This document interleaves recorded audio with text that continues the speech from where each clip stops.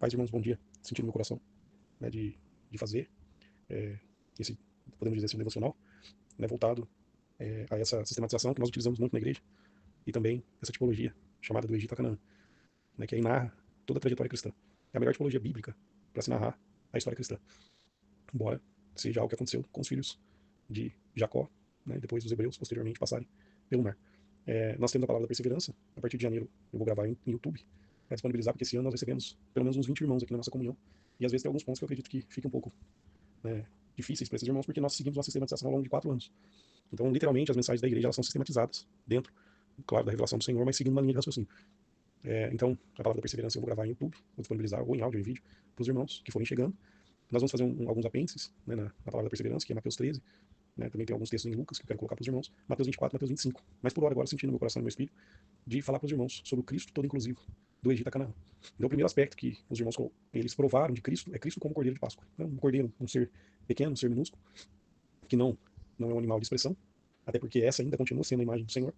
Né, se você observar lá em Apocalipse, capítulo número 4 e 5, que mostra a visão, né, de João, na entronização de Cristo nos céus, você vai observar que quando João estava chorando, o ancião disse para ele: não chores, o leão da tribo de Judá que venceu, ele vai tomar o livro. Aquilo é futurístico, mas também é passado. Então, para o anjo ou para o ancião, né, o ancião não é anjo, mas eu estou colocando uma classe de ser espiritual, vamos dizer assim, um ser espiritual, para ele já é o leão da tribo de Judá. Por quê? Porque ali já mostra a obra concreta de Cristo nos céus.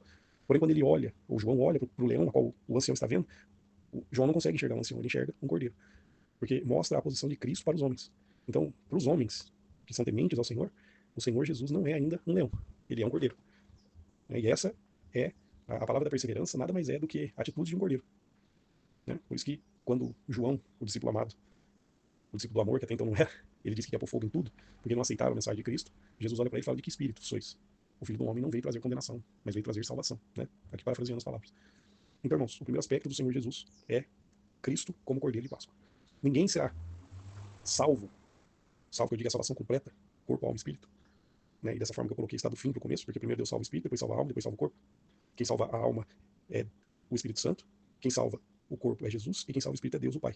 Então cada um tem a sua finalidade na obra. Por isso que a pedra lavrada, lá de tanto Mateus 16, como Zacarias, como Isaías 51, se transformará em um edifício. Então a pedra bruta se transformará em pedra preciosa. Isso é mediante a obra do Espírito Santo e carece da cooperação dos homens, né? Porque o Senhor quer trabalhar em nós e nós temos que deixar ele trabalhar em nós. Mas ninguém terminará a carreira lá em Canaã se não tiver comido o cordeiro. Esse é o grande erro, irmãos, das igrejas. Do Brasil e acho que do mundo. E nós não somos melhor que ninguém. Louvamos a Deus porque ele abriu nossos olhos. Porque eles querem a salvação no final. Mas para o homem cumprir a carreira ali proposta, ele tem que ser salvo no começo. Quando eu digo salvo no começo, é no sentido de receber a vida eterna, ou seja, o seu espírito ser salvo. A salvação é tripartida e não há dúvida sobre isso. Porque Paulo diz que eu fui salvo, que eu estou sendo salvo e que eu serei salvo. Então, ou Paulo, ele está com algum problema mental, ou ele entendeu que a salvação é por tempo. Ele diz que nós somos salvos antes da fundação do mundo, ele diz que é para nós desenvolvermos a nossa salvação, ou seja, no sentido de que todo dia eu tenho que fazer uma manutenção de algo, e ele diz que eu serei salvo. Meu corpo será salvo. Então ele estava falando de aspectos distintos, e ou ele não entendeu direito. Eu acredito que como o próprio Jesus ensinou o evangelho para ele, então de fato ele entendeu. Quem não entende somos nós, muitas das vezes. Então, irmãos, e quando eu me atento e coloco a palavra salvação, se for do passado, se for algo que Jesus já fez, se for o começo da carreira, eu vou usar o termo salvação, mas eu quero que você coloque na sua mente que é a vida eterna. A vida de Deus. Então isso eu recebo no Espírito. Eu vou tentar me atentar sempre a usar o termo vida eterna. Mas se eu falar de passado, tipo assim, nós fomos salvos antes da fundação do mundo, então esse é o nosso aspecto de vida eterna. Ou seja, é a salvação do meu Espírito. Eu estou sendo salvo, é a salvação da minha alma. E eu serei salvo, é a salvação do meu corpo. O Pai me amou e me elegeu. Por isso que eu sou salvo no Espírito. O Espírito Santo está trabalhando em mim para que eu seja conforme a imagem do varão perfeito a saber Cristo. Então a minha alma está sendo salva. E o Senhor Jesus, como ele ressuscitou dos mortos, e por isso ele é a primícia dos que dormem, e ele também, da mesma forma que ele ressuscitou, eu também ressuscitarei, então ele salvará meu corpo. Então, irmãos, esse é o aspecto, eu só estou dando uma introdução do que a gente vai trabalhar. Então, eu vou aqui ler esse texto, que será o nosso textual do Egito a Canaã, e vou fazer uma consideração sobre o Cordeiro de Páscoa, e vou encerrar, para não tomar tempo demasiado. Amém? Então vamos lá. Deuteronômio 8, 1.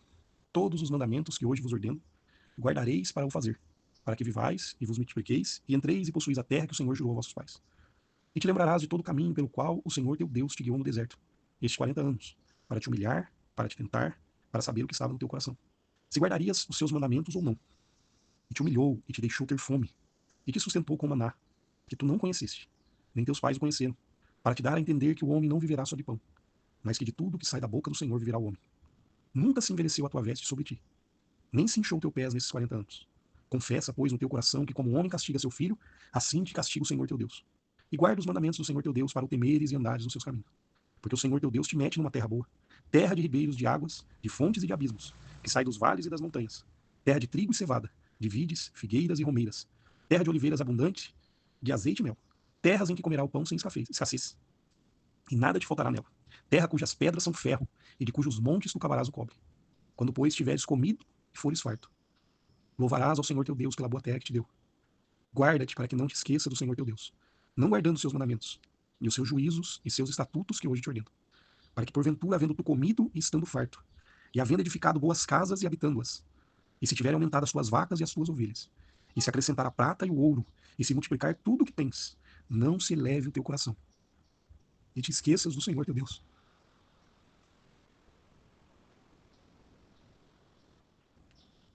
que te tirou da terra do Egito, da casa da servidão, que te guiou por aquele grande e terrível deserto, de serpentes ardentes e de escorpiões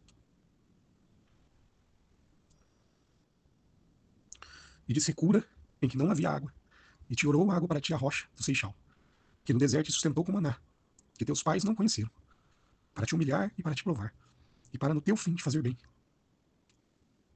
E não digas no teu coração, a minha força e fortaleza do meu braço me adquiriram este poder. Antes te lembrarás do Senhor teu Deus, que é Ele que te dá força para adquirir esse poder, para confirmar o seu concerto, que jurou aos teus pais, como vê nesse dia.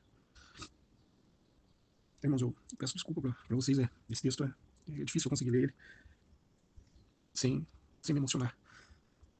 Mas vamos tentar aqui falar um pouquinho sobre o Cordeiro do Egito. O primeiro aspecto, então, irmãos, é nós experimentamos Cristo como o Cordeiro de Páscoa. Então você viu aqui a terra é tão gigantesca, essa plenitude do Senhor. Mas para que a gente usufrua de toda essa plenitude, nós precisamos colocar o Cordeiro para dentro. Desculpe. Isso é o que ocorre quando a pessoa de fato ela crê em Jesus. Então ela é livre, né? Ou melhor dizendo, no aspecto teológico, melhor colocado, ela é liberta. Liberta por quê? Imagina uma pessoa dentro de uma cadeia, foi isso que aconteceu com eles. Imagina uma pessoa dentro de uma gaiola, um passarinho dentro de uma gaiola, alguém vai lá e abre a portinha. Ele está, né, liberto aqui, né? No caso, foi aberta a porta, mas ele precisa sair dali, para que essa liberdade seja manifesta. Então quando eles colocaram o cordeiro para dentro deles, ali eles estavam iniciando a jornada. Então o homem, ele recebe a vida de Deus, que é colocar o cordeiro para dentro dele, para que ele consiga fazer tudo para Deus em Deus. E mesmo assim nós não conseguimos, às vezes nós vamos fazer coisas que o Senhor não pediu, coisas que não é para ser feita. Então não tem como o homem se salvar a si mesmo. Se você observar, desculpe irmãos, se você observar, lá em Efésios, no capítulo de número 2, vai dizer que pela graça sois salvos mediante a fé, isso não vem de vós, é dom de Deus, não vem das obras, para que ninguém se glorie. Aí o texto continua dizendo, mas nós somos feituras suas, criadas em Cristo Jesus para boas obras, ou seja, o homem só consegue fazer boas obras se ele já for salvo. E essa salvação aqui é a salvação do Espírito. É o início do processo de salvação. Então, para que você faça obras dignas para Deus, obras de justiça, não obras de um morto, que é obras de Adão, não obras da carne, que é obra de Satanás nos aguçando, mas para que você faça obras dignas, obras de justiça, é necessário que Cristo obre através de você. Então, para que nós sejamos libertos do Egito, do mundo, para que a vida de Deus de fato entre nós precisamos conhecer Cristo como Cordeiro. Esse é o início do caminho. Amém? Então nós estamos iniciando o caminho. Então você tem irmãos aqui que acabaram de se converter, outros acabaram de ser batizados, né? Você está no início do caminho. Não quer dizer que os outros que estão há mais tempo estão melhor que você, não. Não é isso. Mas você está experimentando o início. Que início é esse? Cristo como Cordeiro. Colocar a vida de Deus para dentro. Amém? Que o Senhor nos abençoe nessa caminhada e vamos do Egito para Canaã em nome de Jesus.